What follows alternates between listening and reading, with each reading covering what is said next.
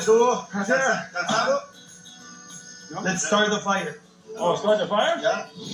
In Oaxaca, Mexico, along with veteran distillers Xaime and Oscar, Tim gets hands-on making a traditional outlaw recipe for turning agave into high-proof mezcal. Now, you know, I'm a firefighter. I stop the fire. I don't start the fire. Oh, you know? You're going to start it right I'm now. going to start the fire. I'm here in Mexico, and I'm trying to get first-hand experience making mezcal. Today, we're going to prep the oven. This is an earth oven. They have dug this big hole out. You know, the agave is full of starch, but just like making moonshine out of corn, you got to heat it up, then the sugars come out. And this is what you need to make alcohol.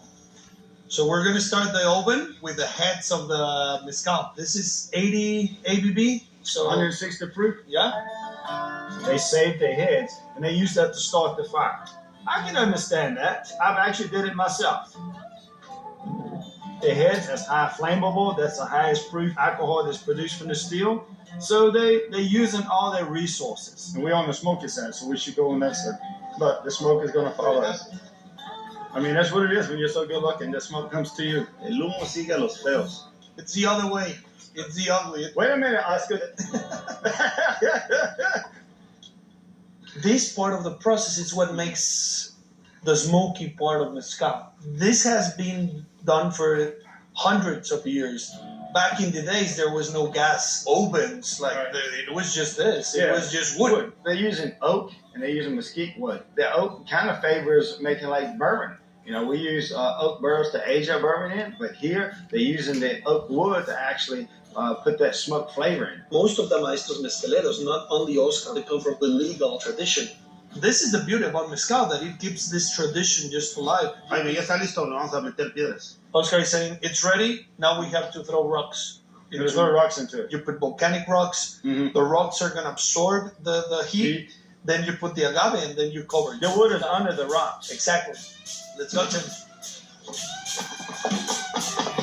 They're using this volcanic rock because it retains the heat, and they want it to last as long as possible to bake this agave. Over here, there's a lot of volcanic areas, so we just bring the rocks from places near here. Yeah. You know, Oscar's father and generations behind him, they was illegally making the mezcal.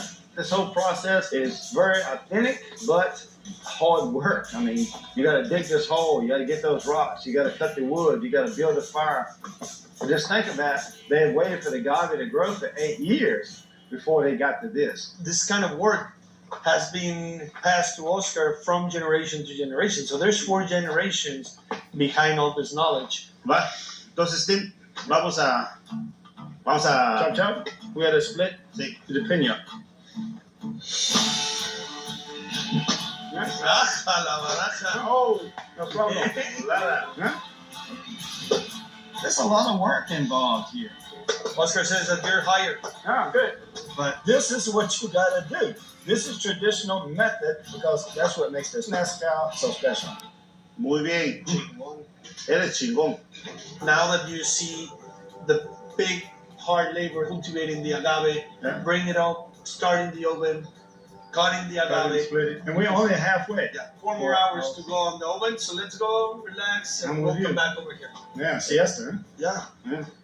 We're in Mexico.